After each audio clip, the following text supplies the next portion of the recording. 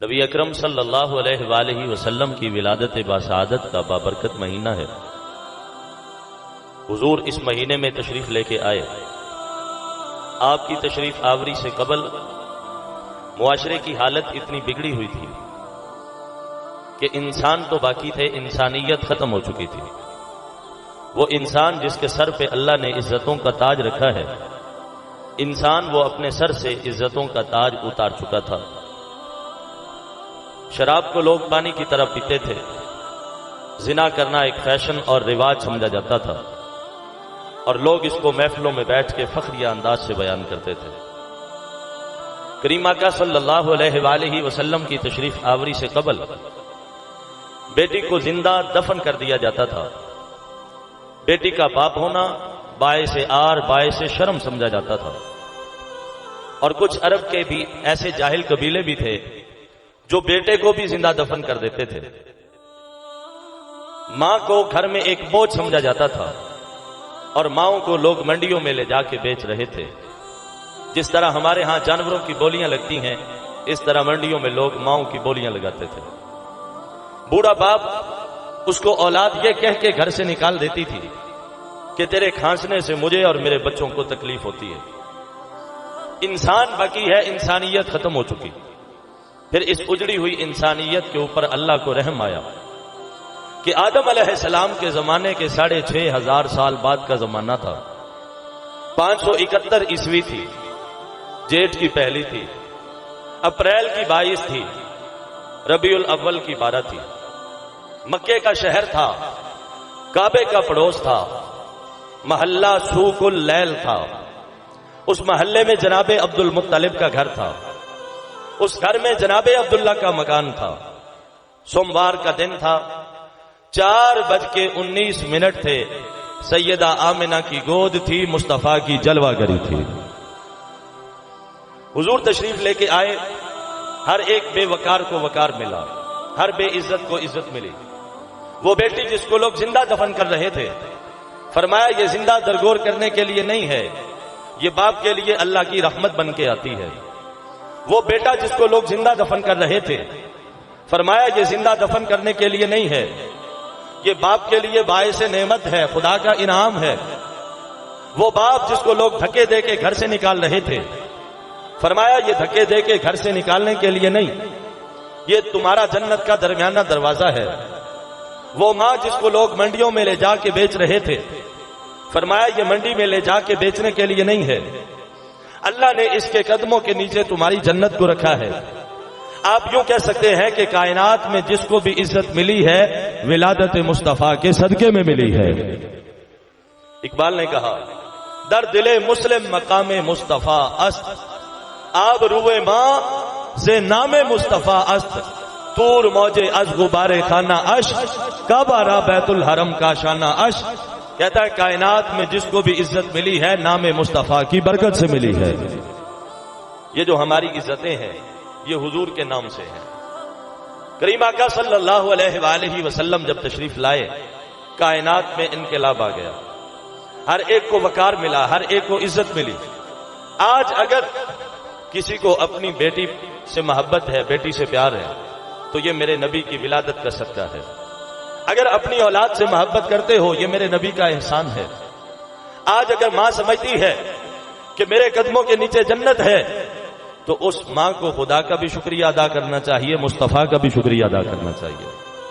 باپ کہتا ہے کہ میں جنت کا درمیانہ دروازہ ہوں، تو اس باپ کے اوپر یہ عرش والے خدا کا احسان ہے، مدینے والے مصطفیٰ کا احسان ہے۔ یہ عزتیں کریم آقا صلی اللہ علیہ وآلہ وسلم کی ولادت باسعادت کے صدقے ملی ہیں۔ اور کریم آقا صلی اللہ علیہ وآلہ وسلم کی ولادت جس طرح آپ کا باقی شانوں میں کوئی مقابلہ نہیں کر سکتا، اس طرح میرے نبی کی جو شان ولادت ہے، اس کا بھی کوئی مقابلہ نہیں کر سکتا۔ جس طرح حضور کی ولادت ہوئی زمانے میں، اس طرح کسی اور کی ولادت نہیں ہوئی۔ کریم آقا صلی اللہ علیہ وآلہ وسلم کے اپنی والدہ کے بطن اقدس میں تشریف لانے سے قبل عرب میں اس قدر قحط سالی تھی کہ انہوں نے اس سال کا نام ہی قحط سالی کا سال رکھا ہوا تھا۔ وہ لوگ شدید افلاس اور بھوک کا شکار تھے۔ جیسے ہی کریم آقا صلی اللہ علیہ وآلہ وسلم کا نور اپنی والدہ کے بطن اقدس میں منتقل ہوا، اس کی برکت یہ ہوئی کہ عرب میں اتنی بارشیں ہوئیں، انہوں نے اس سال کا نام ہی خوشحالی کا سال رکھ دیا۔ یہ حضور کی شان ولادت۔ اور آپ پیدا ہوتے ہی کریم آقا صلی اللہ علیہ وآلہ وسلم نے سجدہ فرمایا، سجدہ کیا حضور نے پیدا ہوتے ہی۔ اور سب سے پہلا کلام جو کریم آقا صلی اللہ علیہ وآلہ وسلم نے فرمایا وہ یہ تھا، اللہ اکبر کبیرہ والحمد للہ کثیرہ۔ پیدا ہونے کے فوراً بعد سجدہ فرما کے یہ کائنات کو بتایا، کائنات والو جس طرح باقی صفات میں میرا کوئی ثانی نہیں ہے، اس طرح شان ولادت میں بھی میرا کوئی ثانی نہیں ہے۔ اور سجدہ فرمانا یہ اشارہ تھا اس بات کی طرف کہ کائنات والے باقی لوگ جو پیدا ہوتے ہیں، پیدا ہوئے ماں بھی ناپاک، خود بھی ناپاک، میرے نبی نے پیدا ہونے کے بعد سجدہ فرما کے اشارہ فرما دیا کہ اللہ نے مجھے پاک پیدا فرمایا ہے۔ حضور کی شان ولادت باکمال ہے، اس میں بھی حضور کا کوئی ثانی نہیں۔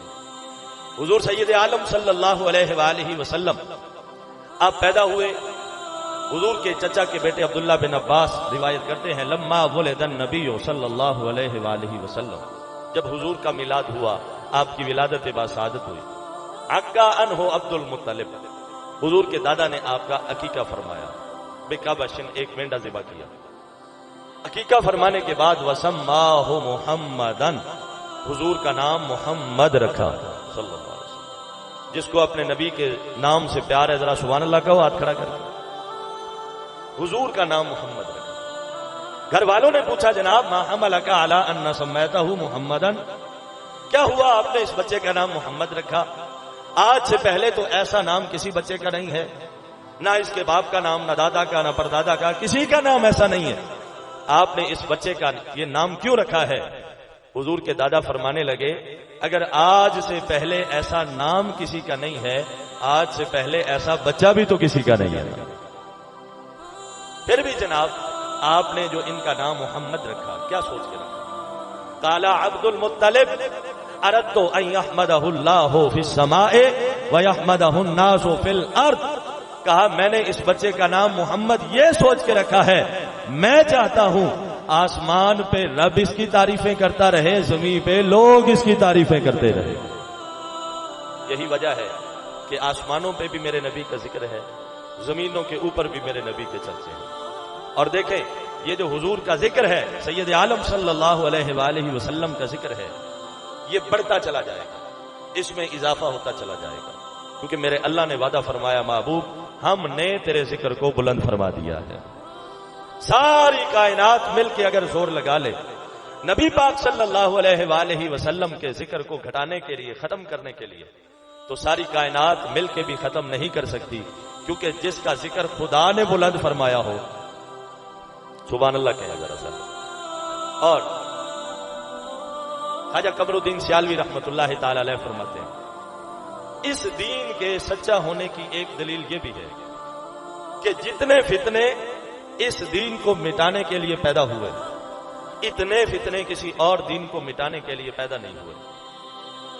جتنا اس دین کا لوگوں نے مقابلہ کیا اور اس کو ختم کرنے کے لیے لوگوں نے کوششیں کی، فرماتے ہیں اگر یہ جھوٹا دین ہوتا تو کب کا مٹ چکا ہوتا، کب کا یہ فتنوں کا شکار ہو چکا ہوتا، اور کب کا یہ دین ختم ہو چکا ہوتا۔ زمانے میں اتنے فتنوں کا مقابلہ کرنے کے باوجود بھی اگر دین کا درخت ہرا بھرا ہے اور لہلہا رہا ہے تو پھر یہ اس بات کی دلیل ہے کہ یہ کوئی جھوٹا دین نہیں ہے، یہ بالکل سچا دین ہے۔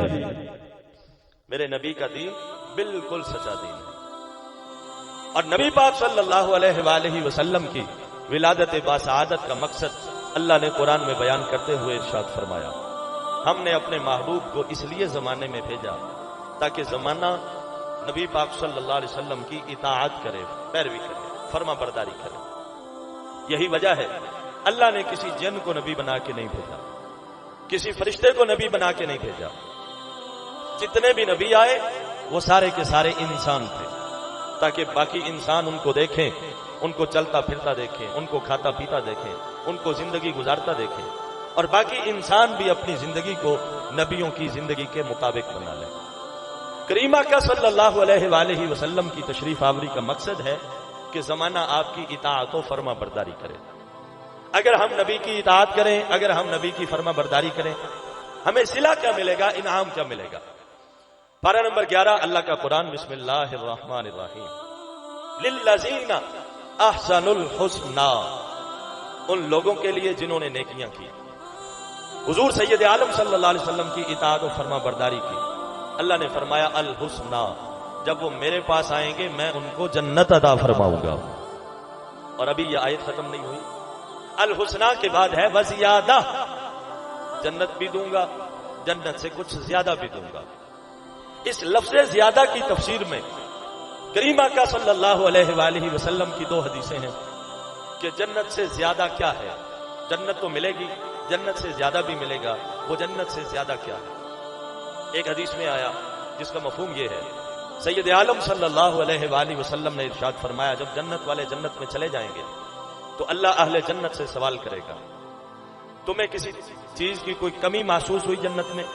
سارے جنت والے عرض کریں گے بار الہ ہمیں یہاں کسی طرح کی کوئی کمی محسوس نہیں ہوئی، جیسا ہم نے سنا تھا اس سے بڑھ کے جنت کو پایا ہے، جس طرح تو نے وعدہ فرمایا تھا میرے مالک یہاں ہر چیز وافر مقدار میں موجود ہے، بڑی عالی شان تیری جنت ہے، یہاں ہمیں رہ کے کسی چیز کی کوئی ضرورت نہیں۔ جب سارے جنت والے عرض کریں گے یا اللہ ہمیں یہاں کسی شے کی کوئی ضرورت نہیں، تو اللہ تعالیٰ فرمائے گا جنت والو جنت تو میں تمہیں دے چکا ہوں، اب میرا دل کرتا ہے میں تمہیں جنت سے کچھ زیادہ نہ عطا فرما دوں۔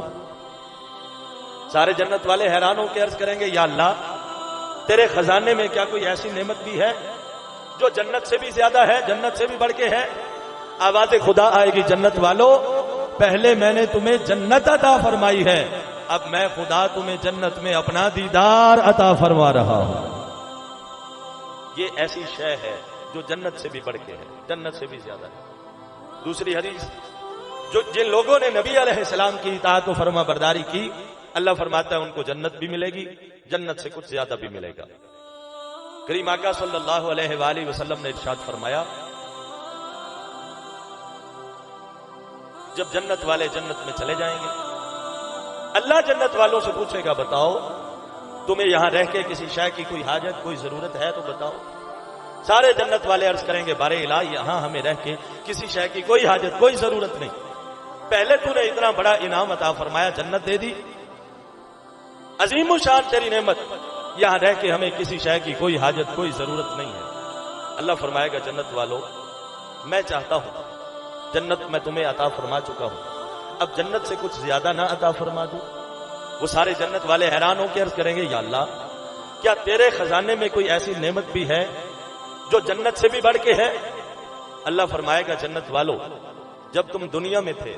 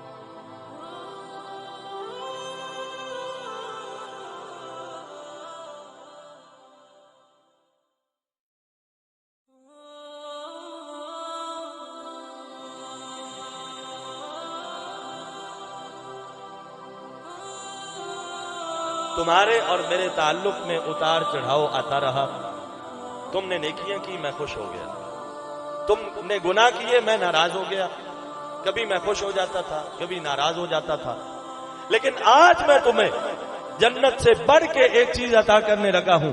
یا اللہ وہ کیا ہے؟ اللہ فرمائے گا آج میں تم سے ایسا راضی ہونے لگا ہوں، آج کے بعد پھر کبھی بھی تم سے ناراض نہیں ہونا۔ اللہ ایسا راضی ہو جائے گا، اس کے بعد کبھی بھی اللہ ناراض نہیں ہوگا، ہمیشہ کے لیے اللہ کی رضا نصیب ہو جائے گی۔ یہ ایسی شے ہے جو جنت سے بھی بڑھ کے ہے، لیکن ملے گی ان لوگوں کو جن لوگوں نے نبی علیہ السلام کی اطاعت کی، جن لوگوں نے نبی علیہ السلام کی پیروی کی۔ اور میں آپ کو قرآن سے ایک میزان بتاؤں، آج ہر بندے کا دعویٰ ہے کہ اسے اللہ سے محبت ہے، ہر بندے کا یہ دعویٰ ہے کہ اسے اللہ سے پیار ہے۔